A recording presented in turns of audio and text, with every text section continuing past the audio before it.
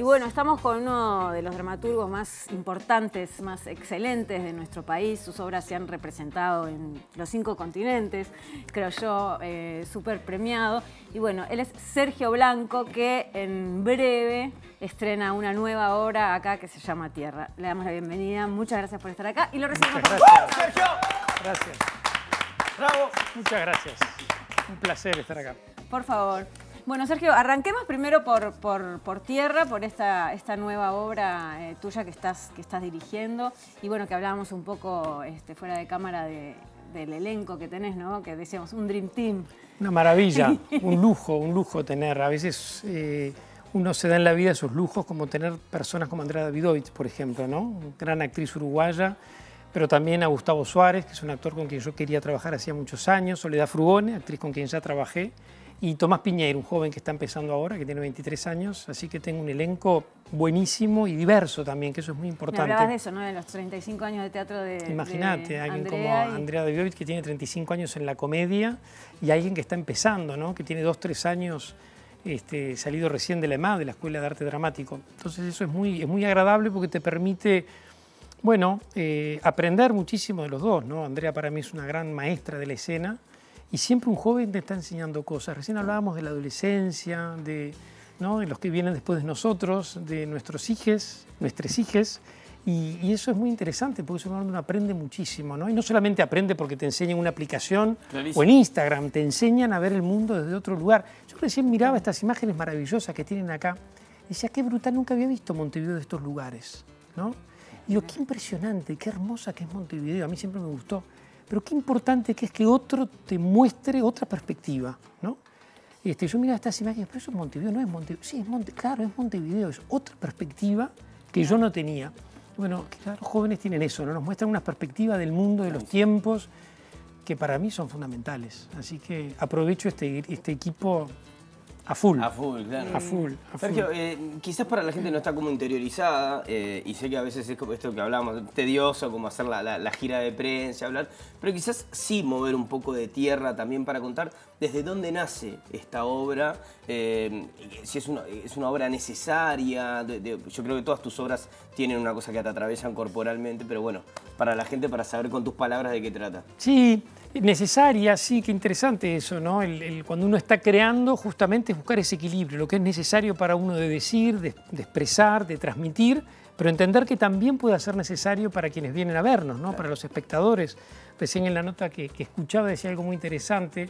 La colega decía, claro, vamos al teatro a vernos a nosotros mismos finalmente, ¿no? Sí. Entonces eso es muy interesante, qué es necesario decir para mí, pero qué es necesario también para los espectadores, o qué puede interesar a los espectadores. Entonces, Tierra es una autoficción, que es este género en el que yo trabajo, que es próxima de la autobiografía, pero no es la autobiografía, porque en la autobiografía uno cuenta cosas verdaderas de sí, hay un pacto de verdad en la autobiografía. En la autoficción no, está la palabra ficción, que quiere decir que uno va a contar cosas de su vida, pero que va a ficcionar, es decir, que va a inventar, va a cambiar, se va a prestar el juego de los relatos que empiezan a fabular la realidad.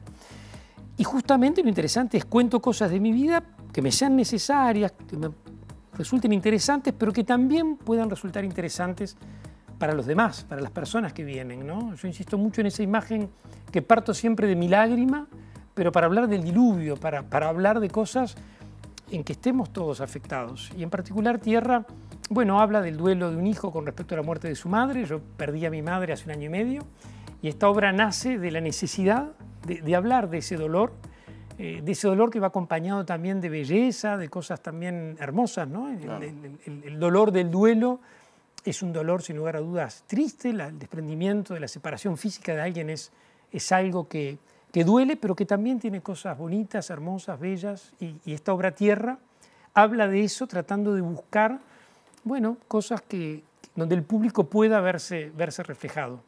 Así que bueno, un poco habla de eso, Tierra. ¿Y has encontrado también como un acercamiento quizá místico con tu madre por cosas que has dicho, que te ha pasado a la hora de escribir? Sí, yo creo que la muerte no nos separa de alguien, nos acerca más a ese alguien, ¿no? Porque cuando perdemos a alguien, de alguna manera, el no tener esa presencia física o corpórea nos conecta con otras zonas más espirituales, más ligadas al pensamiento, al recuerdo, a las emociones. Entonces uno conecta desde otros lugares, ¿no? Los muertos, ¿dónde están? ¿No? No están solamente en una tumba o en un cementerio o esparcidas las cenizas en algún parque, sino que, y tampoco solamente están en el recuerdo. ¿Dónde están los muertos? Es una pregunta muy interesante y yo creo que de alguna manera hacer el duelo ante la muerte de alguien es, bueno, interiorizar a esa persona y entender que de alguna manera esa persona empieza a estar con nosotros, pero no solamente en el recuerdo, sino en cosas que nos pueden pasar y que podemos conectar con la presencia, ¿no? Y en particular yo lo cuento allí en el comunicado de prensa, que la escritura de esta obra, que yo por lo general escribo de mañana, empecé a sentir que necesitaba escribirla de noche, que era un momento de mucha calma, de mucho silencio, y donde yo sentía la presencia espectral, de alguna manera, de mamá, que me acompañaba en la escritura de este texto. Así que, de alguna manera, ese duelo se fue elaborando con esa idea de que la muerte no necesariamente es una ausencia, es un invisible, es algo que no vemos, pero que puede estar, que puede estar. ¿Y te interesa la muerte en tu escritura? Porque no es bueno, esta obra es una muerte muy, muy especial, porque es la muerte de tu madre, pero en Cuando pases sobre mi tumba, en Hostia, que está la muerte de Pasolini, bueno... El Baronio de Düsseldorf, la muerte de papá, que está vivo, que espero que me esté mirando. ¿Te lo pusiste a pensar en algún momento? Yo creo que la muerte nos interesa a todos, ¿no? Ese dicho latino, ese proverbio, memento mori, recuerda que vas a morir. Yo creo que es la conciencia de que vamos a morir, de que nuestra existencia tiene un fin que le da riqueza y belleza a nuestra vida, ¿no? Aprovechar al máximo la vida, ¿no? El memento mori, por lo tanto, carpe diem, aprovecha al máximo el instante que estás viviendo. Entonces la muerte sí me interesa mucho y creo que de alguna manera estamos todos y todas y todes interesados por el tema de la muerte. Yo creo que hay dos grandes temas que nos sentimos siempre tocados, que son el amor y la muerte, que son los dos polos sobre los que siempre habla toda obra de arte, ¿no? Estoy enamorado, tengo miedo de morirme, son como los dos tópicos. Sí, atemporales, además, atemporales, ¿no? Entonces creo que la muerte es algo que de alguna manera nos habla a todos por el simple hecho de que todos vamos a morirnos y que la conciencia de ese tiempo finito y del misterio de lo que viene después, más allá de las creencias o de las posiciones filosóficas, teológicas o religiosas, es un gran misterio, ¿no? Está que el proverbio maravilloso, imagina a la oruga que su fin es la mariposa. No sabemos lo que es la muerte. Claro, entonces me interesa no como algo necesariamente oscuro, negro o terrible, sino como, bueno, algo que viene más allá, ¿no? Volviendo a... Hoy mencionabas lo de la autoficción, nos dabas como una pequeña explicación sobre la autoficción y la autobiografía.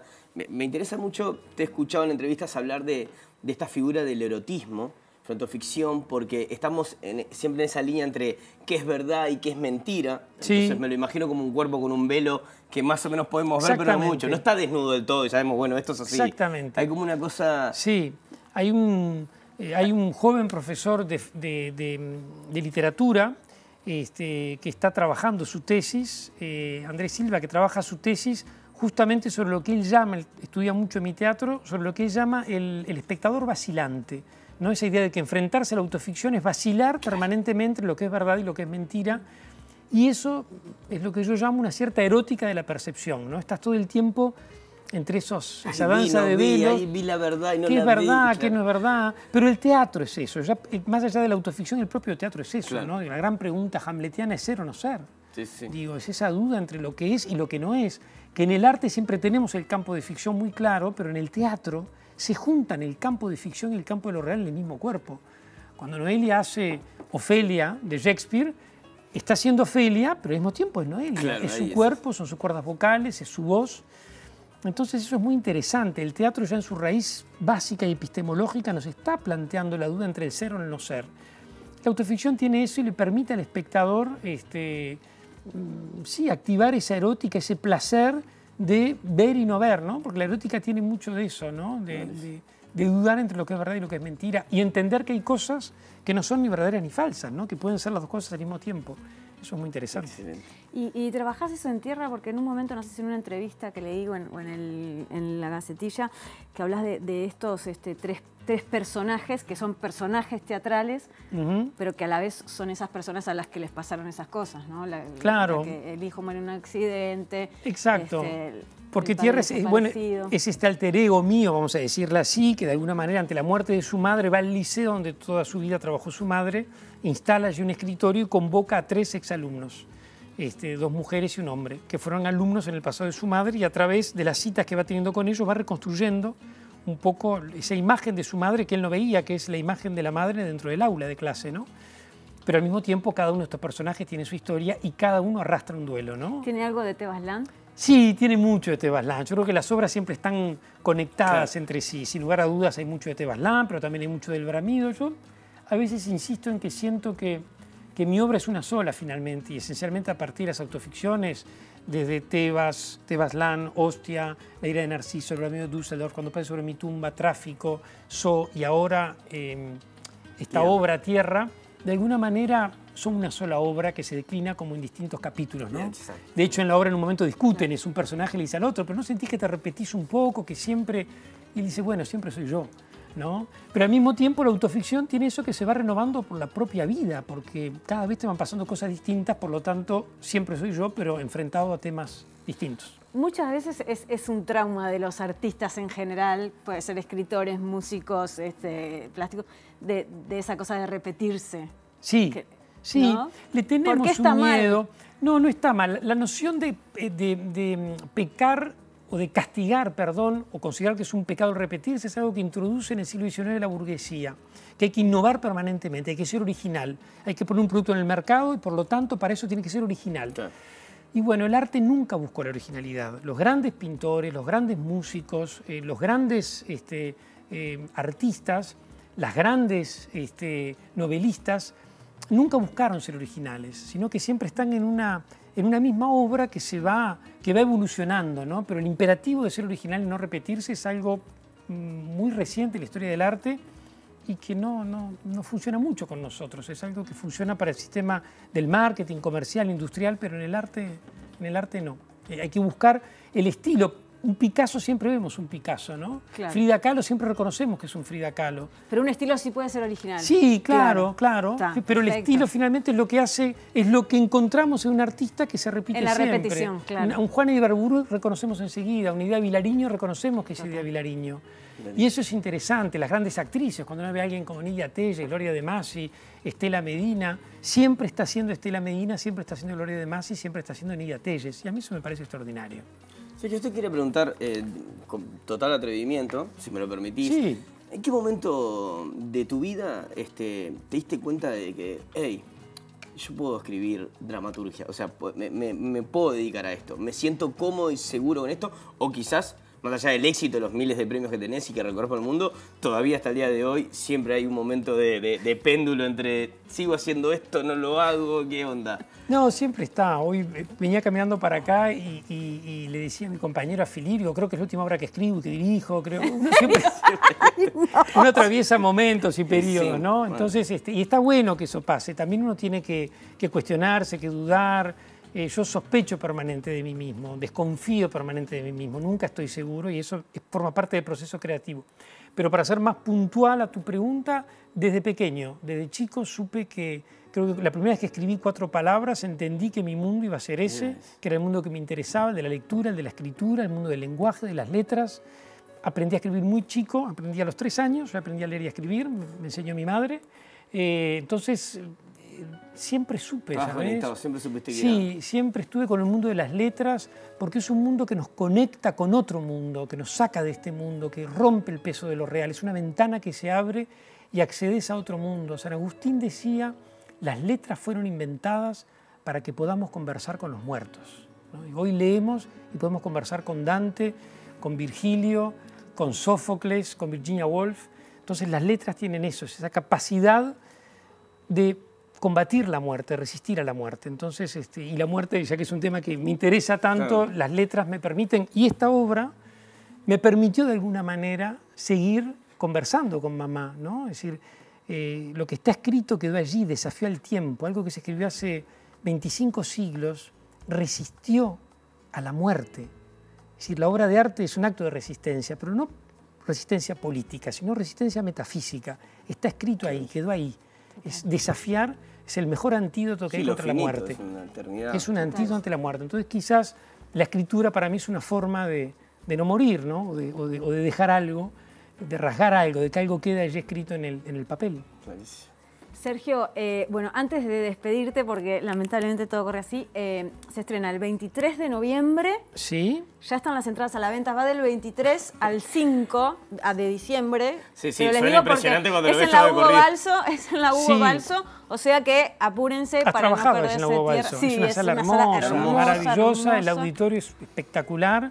Y después se van de gira. Después tenemos, sí, varias Qué giras, lindo. sí. Por suerte tenemos todo el año que viene varias giras en América Latina, en Europa y de pronto en Asia también. Y mañana se presentan los libros que edita Estuario. Mañana, por la Comedia Nacional. Por la Comedia Nacional se presenta el texto de Leonor Courtoisí, es una maravilla, La mujer desnuda, el texto de Gabriel Calderón y Guillermo Calderón, Constante, y El salto de Darwin, que dirigió el año pasado mi hermana Roxana Blanco y que se presenta también ganó mañana muchos premios. a las 7 de la tarde en La Gallera, que es en la sala Zabala Muniz del Teatro Solís, en este proyecto maravilloso y extraordinario de la comedia que es Macondo.